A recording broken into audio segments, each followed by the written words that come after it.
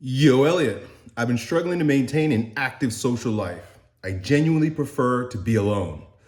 I know I want to have a family one day, and I suppose I'm dealing with conflicted feelings because isolation both serves me as a means of comfort and enhances my focus on my goals. It conflicts, though, with the knowing that I'm inevitably going to need to share my life with my future wife.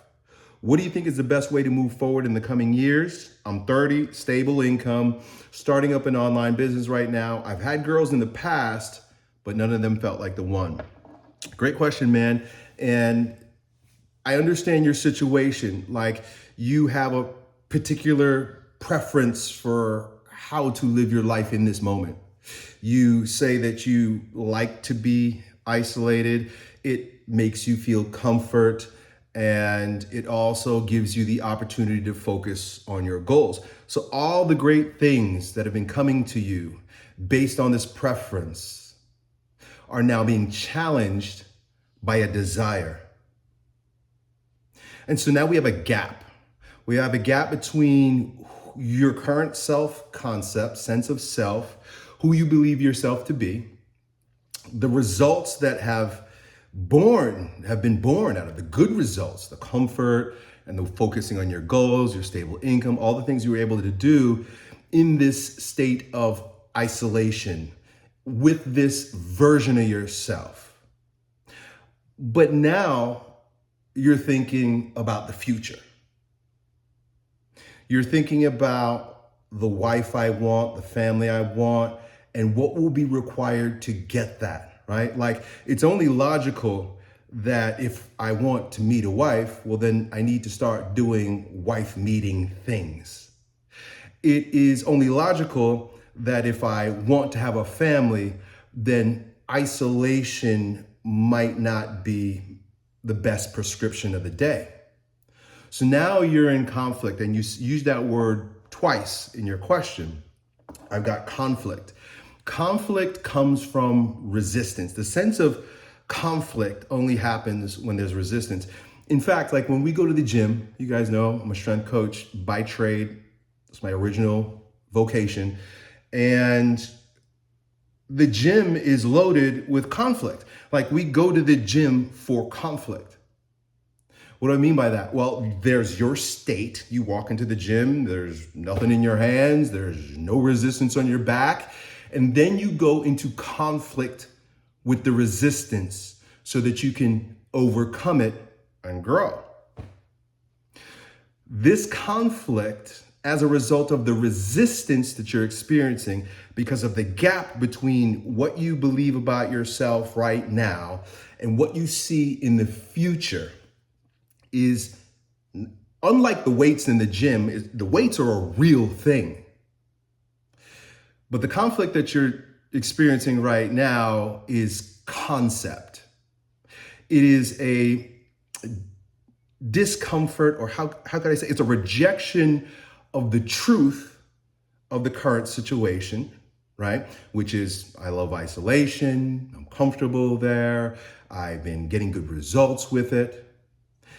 And a desire for something that does not exist, something in your imagination, some ideal that, well, you've either been inspired by, right? You could be truly divinely inspired, or, and we got to be careful, it could be a byproduct of seeing what other people have and wanting what they have, a byproduct of, well, an emotional void, right? Like, isolation gives you comfort, but maybe it only goes so far.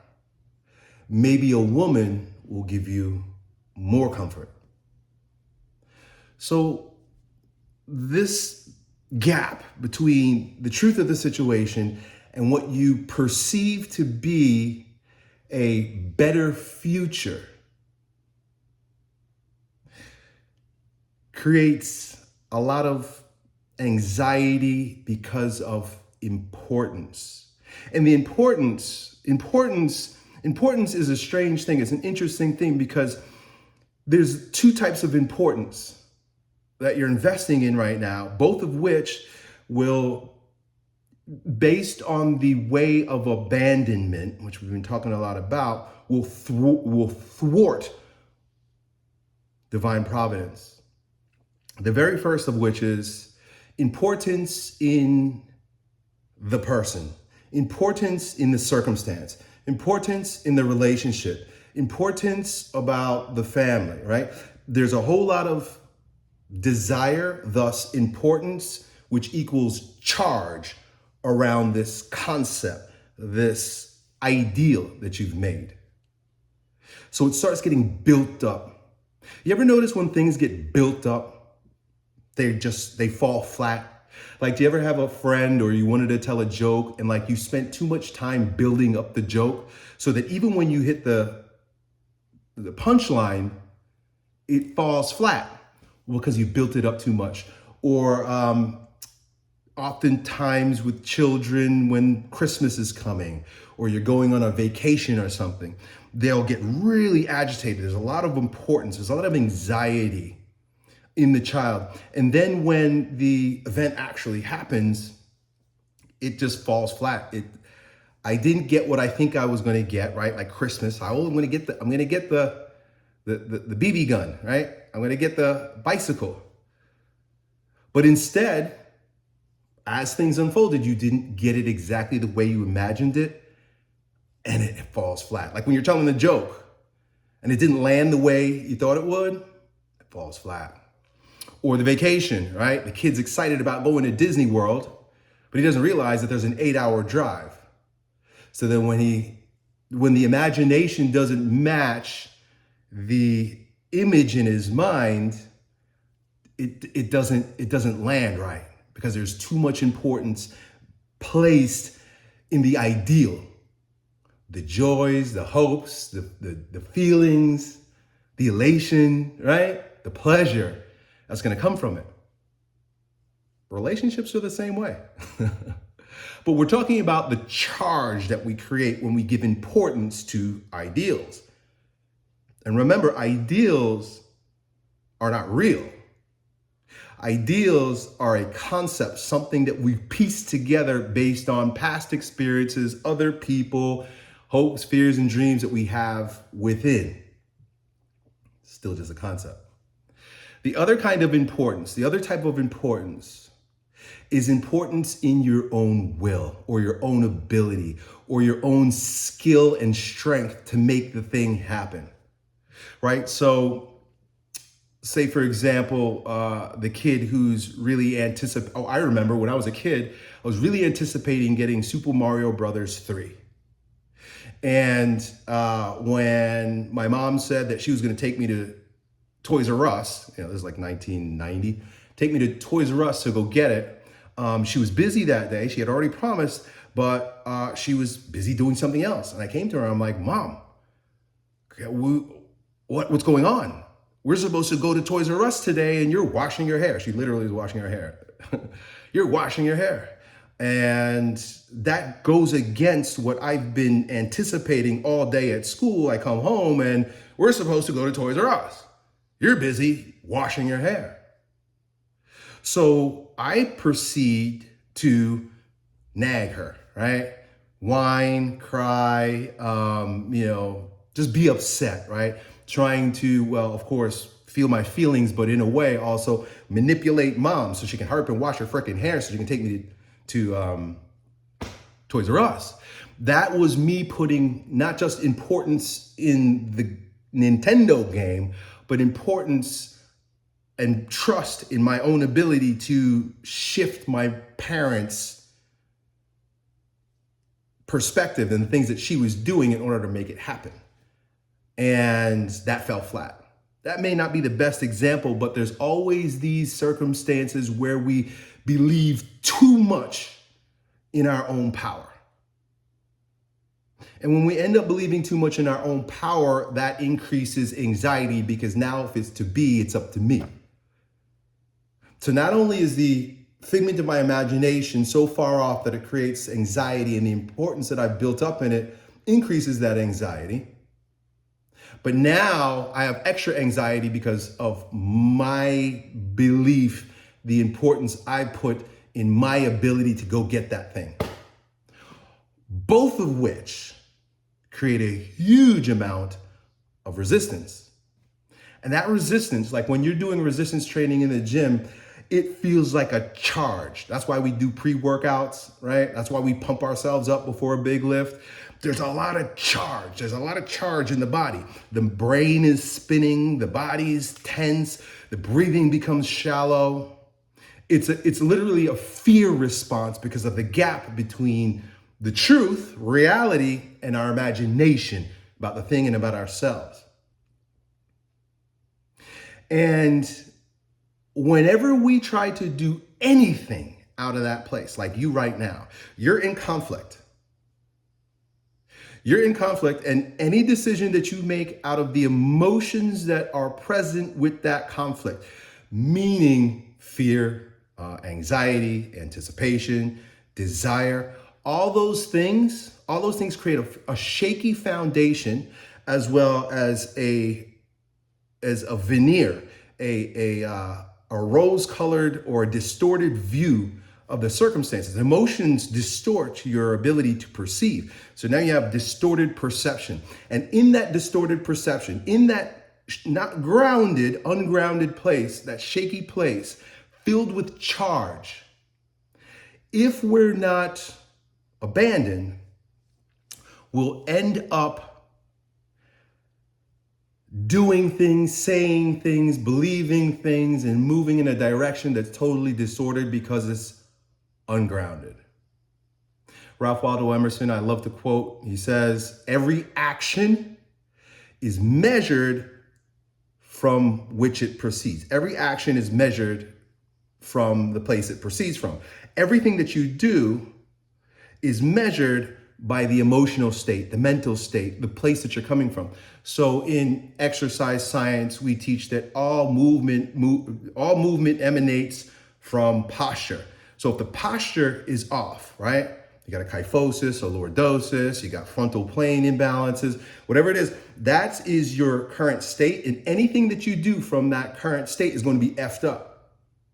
You go try to deadlift with a crooked spine, you're gonna have a problem because the action is measured from which it proceeds, imbalanced posture. But if the posture is lined up, if you're lined up, if you're in full alignment and then you go to take action, the action is in alignment. Any kind of charge, any kind of importance, any kind of overthinking, any kind of willing, any kind of strong, ungrounded desire or fear is fucked up posture. It's your heart posture. You're coming from a imbalanced heart posture. So everything that you're going to do, the things that you go to do from an imbalanced posture create injury. They create havoc. They create wear and tear. And they don't last. If you don't correct your muscular imbalances and you start deadlifting like a power lifter, you're gonna hit a wall, either through pain, because now your joints are screwed up, or because you've reached the mechanical limitation. You've reached a mechanical limitation because months ago when you started, you didn't correct that imbalance, and now, that's showing up and it's destroying your potential. You see? What we'll typically do in these circumstances when they're associated with the heart, when I'm talking about like you and your feelings of conflict, right? And your desire for this woman is I'm going to talk about the right way to go about it. But the way that we typically go about it is we want to quickly discharge that anxiety. We want to quickly get rid of that feeling of ambiguity, right? Nobody likes to imagine a seesaw, right? Like you're standing on a seesaw, like maybe it's fun to teeter for a little bit, right? But like eventually for you to feel safe, you gotta knock to one side. So you gotta all right? The seesaw has to go to one side, it hits the ground, and then you can walk off because now it's stable again. But you're in this place and it's uncomfortable, all right? I don't know which way to go. I don't know what to do. I'm unbalanced. I need to get rid of this imbalanced feeling. I need to discharge this emotion. And what we end up doing, first of all, as I said, we don't want to do anything from that place.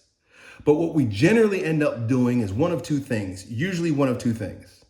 The emotion rises, the feeling arises, the sentiment arises, and we either want to go and quickly do something about it, or we get trapped in overthinking, which is also a doing. Thinking is a doing. Thinking is a physical activity in many ways, right? It's an act of the ego, right? So it's self-preservation, it's interface with the world, it's logic, it's I'm gonna figure it out. I need an answer. I need a framework. I need to read a book. I need to watch more videos. I need to ask more people. I need to get on ChatGPT, right? So there's the mental side. If you're anything like me, you're gonna wanna discharge through action.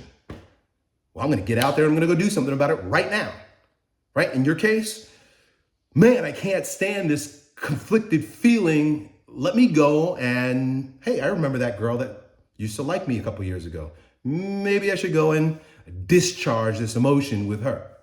Or the first girl that shows up. The guys get this a lot because guys fill up with charge in a different way sexually than a woman. And for a man, where women take their time, a man wants to discharge.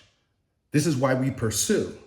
We pursue a woman because lust, right? Feeling fills up and it grows to such a degree biologically that you're walking around with a boner on, and the boner, your body, your sexual nature won't be satisfied until you can finally, right? Blow your load. So you're running around trying to blow your load. And how many times have you tried to blow your load and then afterwards you realize, I probably shouldn't have blown my load. Not with this girl, not with this action. And then you're leaving felt, ugh, I've wasted my time, I've wasted my energy, and now I'm drained because I blew my load on something that wasn't right because I just had to scratch that itch. I couldn't sit in the discomfort of the non-knowing, unknowing. Being able to sit in the discomfort of non-knowing, not knowing, has a name. It's called faith. Faith is beyond knowing. When you have faith, you can't know. This is why people religion is fun, it's cool, it's weird too. And I love it.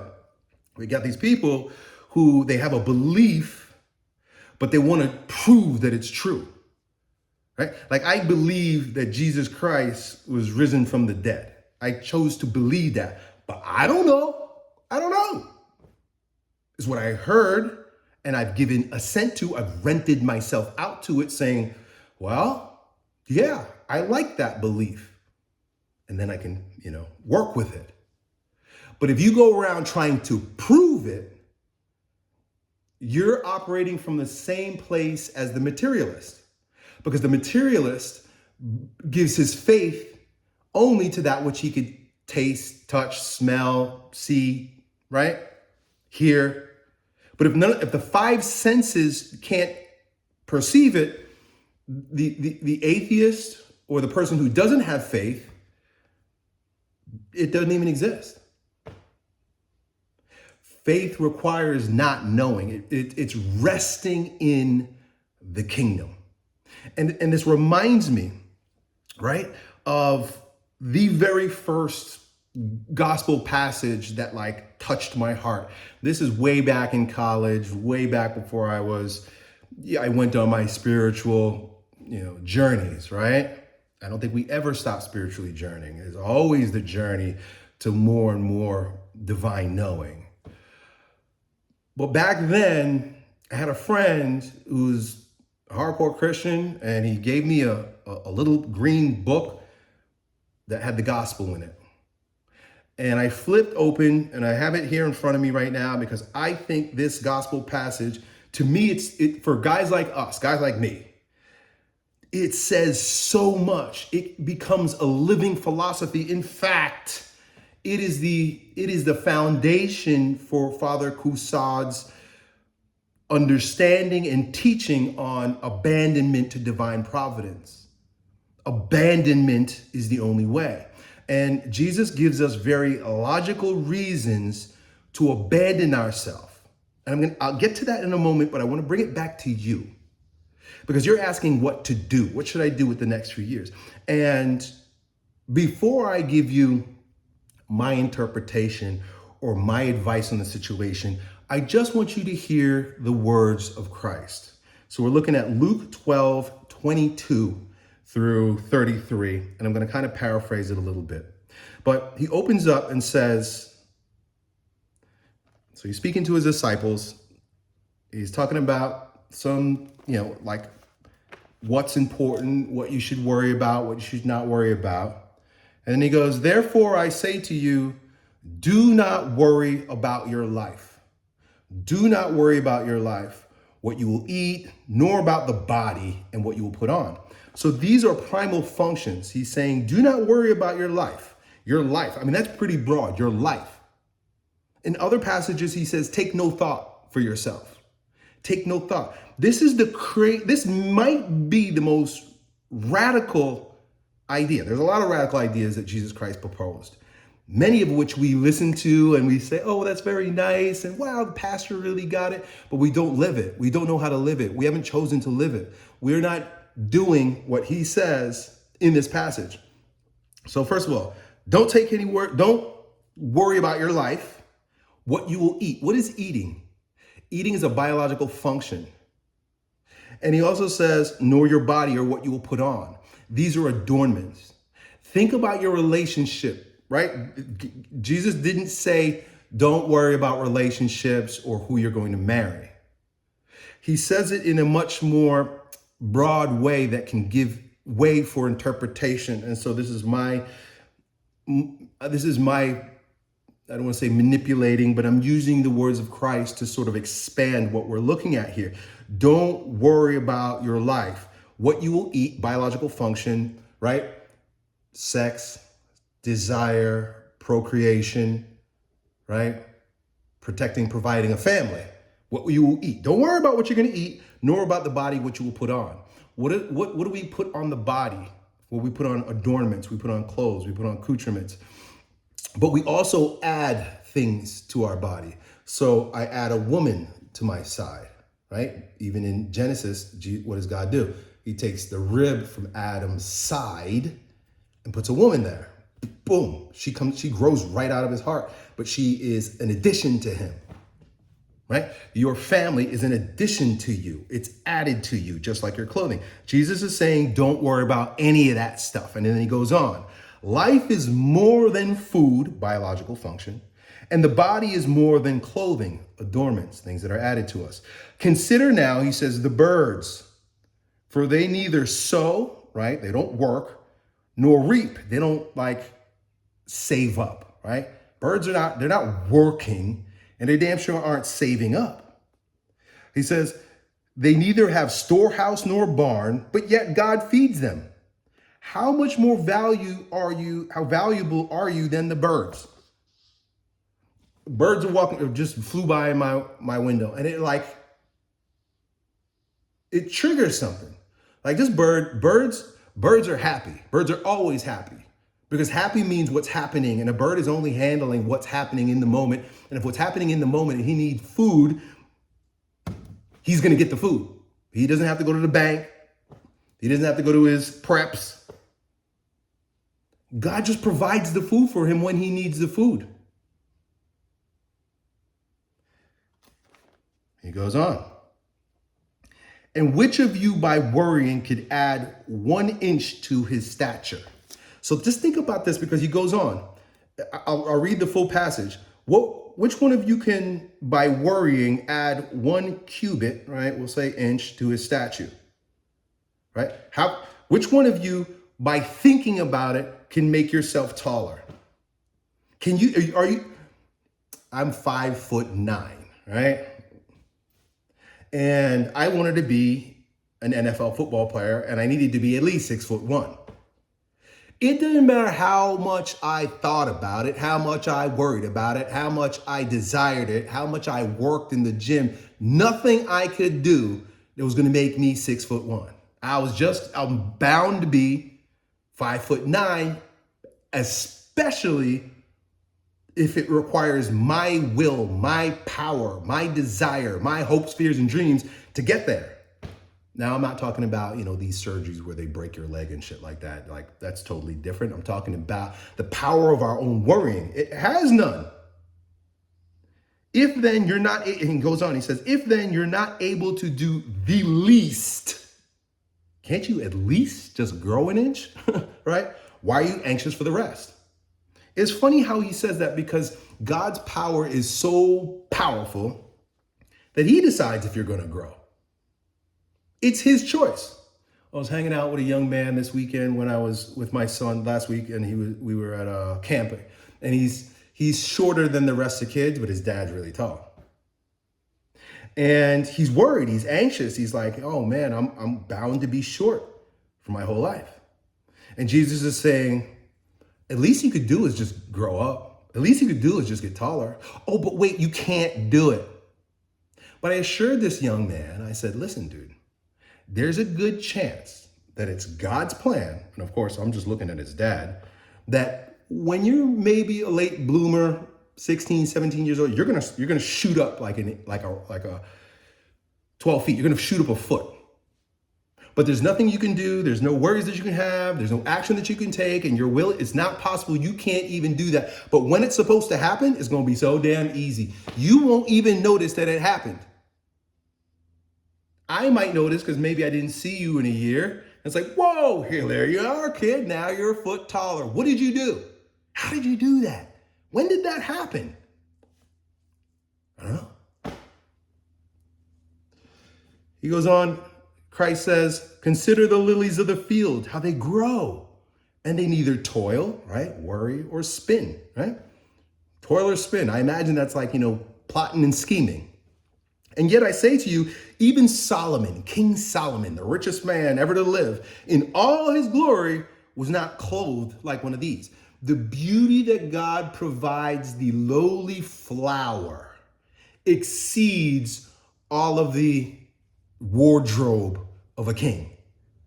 I mean, he can't hire a seamstress that could even come close to the magnificent biological process that creates the rose.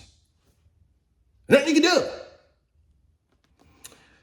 All his glory was arrayed like one of these. If then God so clothed the grass, right? Lowly grass, it's green, which today is in the field. So now he's telling you why we're a little bit above. We're above the creatures. And he says, if God clothes the grass, right, he gives them greenness, which today is in the field, and tomorrow is thrown into the oven, right? They're going to burn it for heat. How much more will he clothe you, O of little faith? The grass gets everything it needs if that is God's plan. Grass will get it what it needs. If it needs rain, the rain will come at the right time when the grass needs it. But if it doesn't, the rain doesn't come, well, then the grass is abandoned to divine providence, and guess what it will end up doing? Heating people up, so it's still being used for good. Put it in the oven. But essentially what Jesus Christ is saying in this is like, look how short of a lifespan and how disposable the grass is. But yet God takes care of the grass. How much more than you? How much more than you? He's going to take care of it,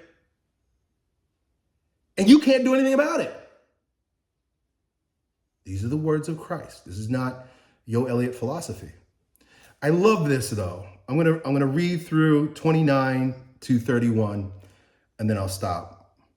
He says, do not seek what you should eat or what you should drink or have an anxious mind.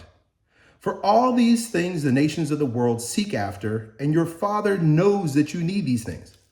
The nations of the world seeking after those things, right? Going to war for these things, but yet the Father knows that you need these things. You don't have to explain to God. You don't have to worry. You don't have to try. God knows you need these things before you know you need these things.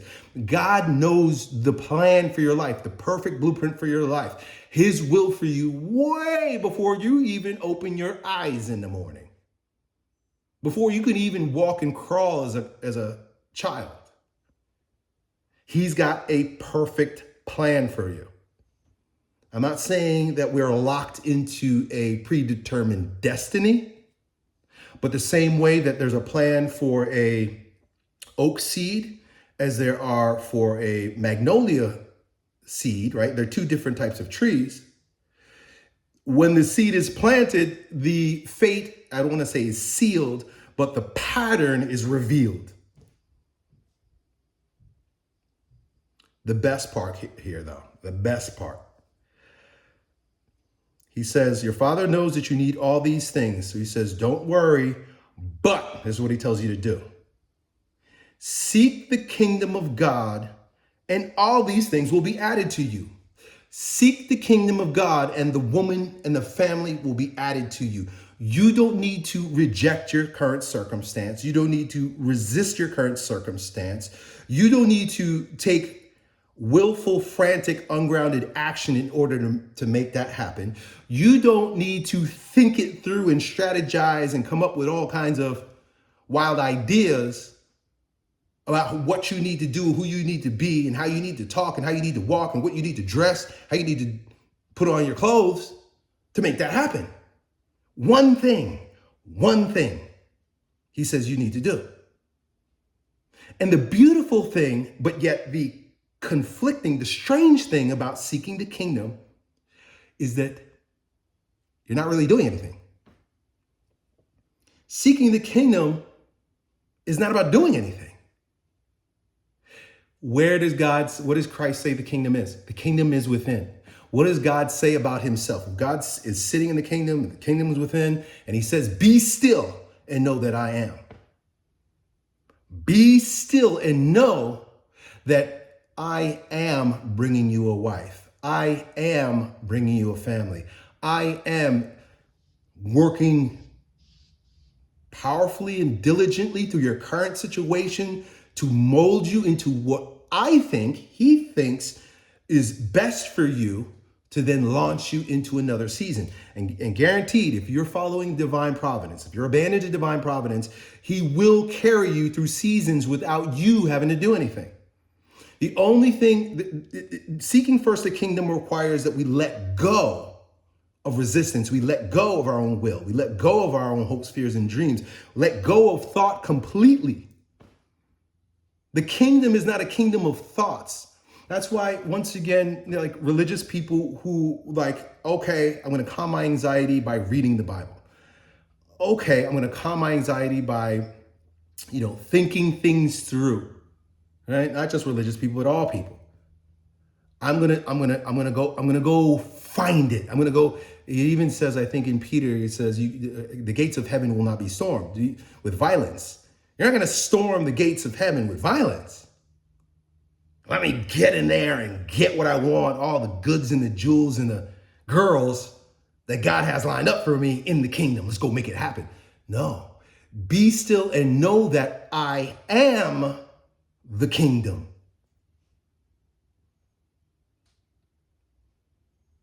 Seeking the kingdom first means first.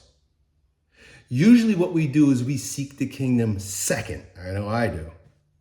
First, I'm going to seek out all the things I can think about, all the things I can do. I'm going to explore. I'm going to try. So I'm seeking first created things and my will. What does Jesus Christ say? He says you can't have two gods. When I'm seeking my power, my will, I'm seeking ChatGPT, Google, the internet, my friends, books, consultants, I'm worshiping mammon, material object, created things. And then seeking this kingdom second. But if we're to swap roles, the first thing is kingdom. And the kingdom will lead you, the Holy Spirit, God, the divine presence, divine consciousness, right? However you want to describe it. Jesus Christ says the kingdom. Seek first the kingdom. requires a letting go and a relaxing into the trust that God will do it. Abandonment to divine providence. It doesn't mean that it's not true that you foresee a future with a wife. It just means you don't have to go get it. A lot of times the things that we hope for, that we're dreaming about, if they're aligned with the truth of God's plan for you, because God's plan for you might be that you don't have a wife. I don't want you to listen to this and say, oh, Elliott gave me the motivation to now a wife is going to come. No, I'm not saying that. Abandonment to divine providence is completely resting in whatever God shows you. Where was I going with that? Let's stick with this piece. You want to be happy. That's why I remember what I was going to say. The things that we see in our future, I often think is more of a premonition than a goal to achieve. What you see for yourself, that desire it may or may not be divine desire, God's desire. God will do that. He'll put flashes of insight, inspiration. Father Kusad calls it divine action. Divine action moves in you and it might show you a future. You might have a dream of a future. The Bible is loaded with prophecy and dreams.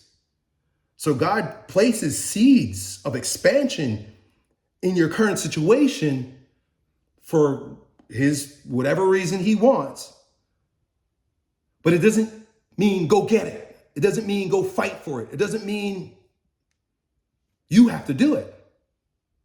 It means, wow, amazing. This is what's on its way. I think this is what's on its way. I think God's giving me a vision of the future. And if we can rest in that and know that it's his vision for your future and that he knows what you need in every moment, there's nothing to do. There's nothing to do. I was going to talk about your desire, the true desire, because it's not the woman, it's not the family, it's not the circumstance, it's the happiness. That's really what you want. That's what most people want. Anything and everything. You're isolating yourself because of happiness. It's providing you some semblance of happiness. You want this woman in the future for happiness. So you're trapped, you're in the happiness gap between that which provided happiness for a season, and may still do, and the happiness of something unforeseen, something in the future. But you can choose happiness now, and that's really seeking the kingdom.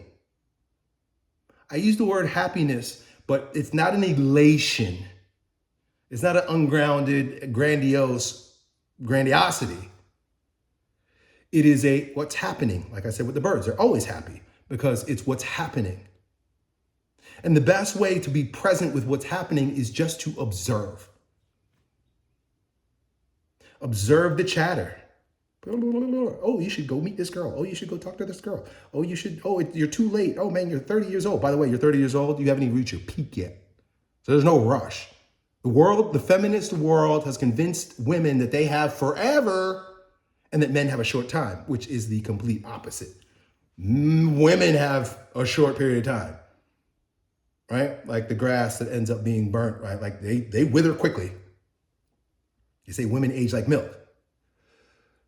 But men, by 35, a man is like at his peak and a woman is on her way down.